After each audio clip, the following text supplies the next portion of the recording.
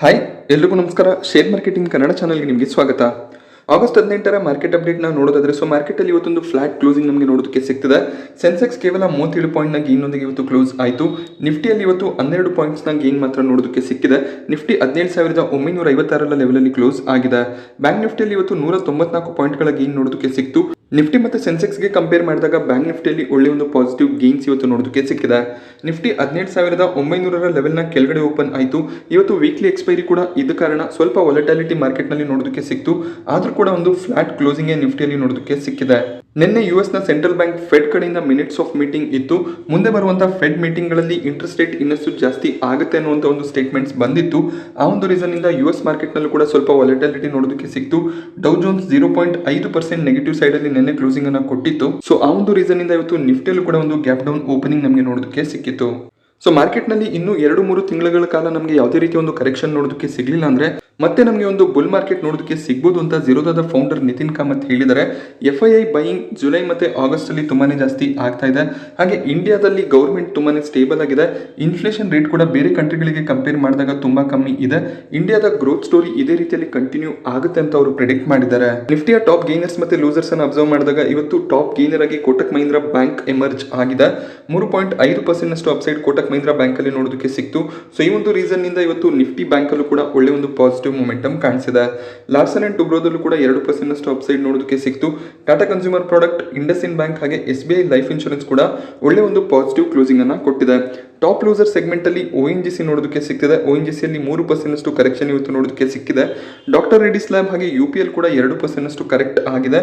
ವಿಪ್ರೋ ಮತ್ತೆ BPCL ಅಲ್ಲೂ ಕೂಡ ಆಲ್ಮೋಸ್ಟ್ 2% ನಷ್ಟು ಡೌನ್ ಸೈಡ್ ಇವತ್ತು ನೋಡೋದಕ್ಕೆ ಸಿಕ್ಕಿದೆ. ಸೆಕ್ಟರ್ ವೈಸ್ ನಾವು ಇವತ್ತು ಗಮನಿಸಿದಾಗ ನಿಫ್ಟಿ ಐಟಿಯಲ್ಲಿ 0.8% ಡೌನ್ ಸೈಡ್ ನೋಡೋದಕ್ಕೆ ಸಿಕ್ಕಿದೆ. ನಿಫ್ಟಿ ರಿಯಾಲಿಟಿ ಹಾಗೆ ನಿಫ್ಟಿ ಮೆಟಲ್ ಇವತ್ತು ಒಳ್ಳೆ ಒಂದು ಪರ್ಫಾರ್ಮೆನ್ಸ್ ಅನ್ನ ಕೊಟ್ಟಿದ್ದಾವೆ.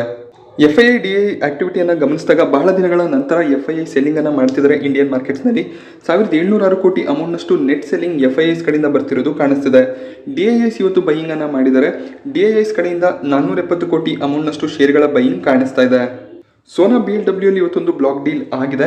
Black stone group, so American private company ಆಗಿರುವಂತಹ ಈ ಒಂದು ಗ್ರೂಪ್ 34% ನಷ್ಟು ಸ್ಟೇಕ್ ಅನ್ನ ಸೋನಾ BLW ಅಲ್ಲಿ ಹೊಂದಿದ್ರು. ಸೊ ಇವರು 13% ನಷ್ಟು ಸ್ಟೇಕ್ ಅನ್ನ ಸೆಲ್ ಮಾಡಿದ್ದಾರೆ. ಆಲ್ಮೋಸ್ಟ್ 10 ಕೋಟಿ ಶೇರ್ಗಳು ಇವತ್ತು ಟ್ರೇಡ್ ಆಗಿದಾವೆ. ಈ ಒಂದು ಸೆಲ್ಲಿಂಗ್ ನಿಂದ ಬ್ಲ್ಯಾಕ್ ಸ್ಟೋನ್ ಗ್ರೂಪ್ 3180 ಕೋಟಿ ಅಮೌಂಟ್ ಅನ್ನ ಮಾರ್ಕೆಟ್ ಇಂದ ಹೊಂದಿಸಿದ್ದಾರೆ. FIIs ಕಡೆಯಿಂದ ಈ ರೀತಿಯ ಬ್ಲಾಕ್ ಡೀಲ್ಸ್ಗಳು ಆಗಾಗ ಆಗ್ತಾನೆ ಇರುತ್ತೆ. ಹಾಗೆ ಈ ಎಲ್ಲ ಶೇರ್ಗಳನ್ನು ಏನು ಬ್ಲ್ಯಾಕ್ ಸ್ಟೋನ್ ಸೆಲ್ ಮಾಡಿದ್ದಾರೆ ಅದನ್ನ ಯಾರು ಬೈ ಮಾಡ್ಕೊಂಡಿದ್ದಾರೆ ಅದ್ರ ಬಗ್ಗೆ ಯಾವುದೇ ಒಂದು ಇನ್ಫಾರ್ಮೇಶನ್ ಇಲ್ಲ. ಬಟ್ ಆಲ್ಮೋಸ್ಟ್ ಎಲ್ಲ ಶೇರ್ಗಳನ್ನು ಕೂಡ DIIs ಬೈ ಮಾಡ್ಕೊಂಡಿರುವಂತಹ ಸಾಧ್ಯತೆಗಳು ಇರುತ್ತೆ.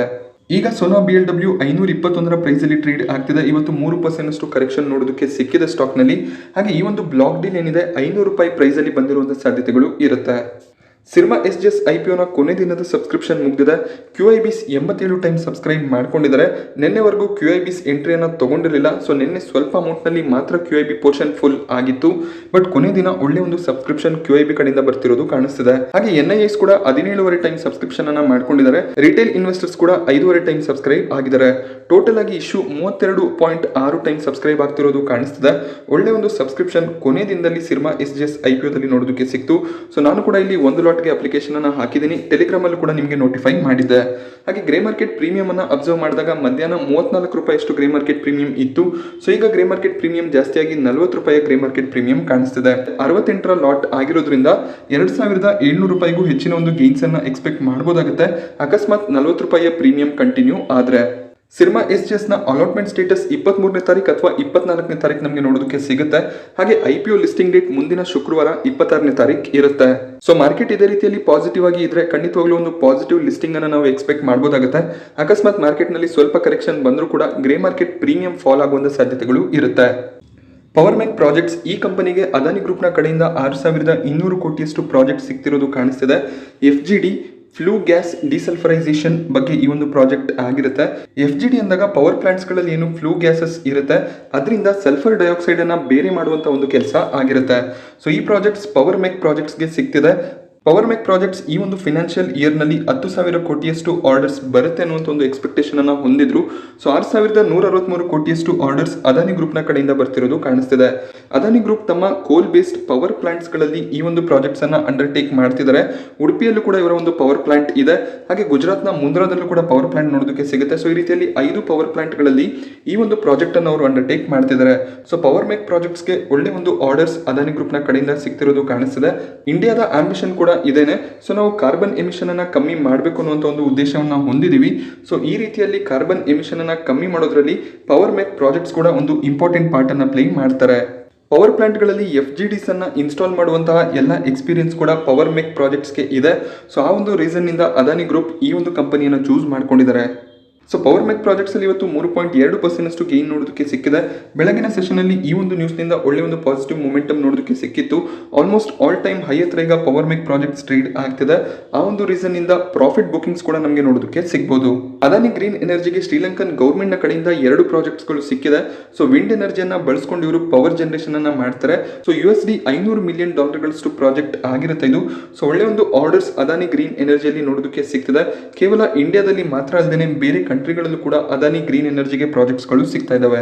ಸೊ ಆಲ್ಮೋಸ್ಟ್ ಎಲ್ಲಾ ದೇಶಗಳು ಈಗ ಗ್ರೀನ್ ಎನರ್ಜಿ ಅಂತ ಮೂವ್ ಆಗ್ತಾರೆ. ಸೊ ಕಾರ್ಬನ್ ಎಮಿಷನ್ ಅನ್ನ ಸಾಕಷ್ಟು ಕಮ್ಮಿ ಮಾಡಿ ವಿಂಡ್ ಎನರ್ಜಿ, ಸೋಲಾರ್ ಎನರ್ಜಿ ಇದರಿಂದ ಪವರ್ ಜನರೇಷನ್ ಮಾಡುವಂತ ಪ್ಲಾನ್ಸ್ ಹೊಂದಿದ್ದಾರೆ. ಸೊ ಅದಾನಿ ಗ್ರೀನ್ ಎನರ್ಜಿ ಕೂಡ ಇವತ್ತು 2.5% ಅಪ್ಸೈಡ್ ಅಲ್ಲಿ ಕ್ಲೋಸಿಂಗ್ ಅನ್ನ ಕೊಟ್ಟಿದೆ. ಸೊ ವ್ಯಾಲ್ಯೂಷನ್ ಎಷ್ಟೇ ಎಕ್ಸ್ಪೆನ್ಸಿವ್ ಇದ್ರೂ ಕೂಡ Adani green energy, Adani transmission ಎಲ್ಲ ಸ್ಟಾಕ್ಗಳಲ್ಲೂ ಕೂಡ ಒಳ್ಳೆ ಒಂದು ಪಾಸಿಟಿವ್ ಮೊಮೆಂಟಮ್ ನಮಗೆ ನೋಡೋದಕ್ಕೆ ಸಿಗ್ತಿದೆ. ರಿಲಯನ್ಸ್ ಜಿಯೋದ ಕಸ್ಟಮರ್ ಬೇಸ್ ಇನ್ನಷ್ಟು ಜಾಸ್ತಿ ಆಗ್ತಿರೋದು ಕಾಣಿಸ್ತಿದೆ. 42 ಲಕ್ಷ ನೆಟ್ ಕಸ್ಟಮರ್ಸ್ ಗಳನ್ನ ಇವರು ಆಡ್ ಮಾಡ್ಕೊಂಡಿದ್ದಾರೆ.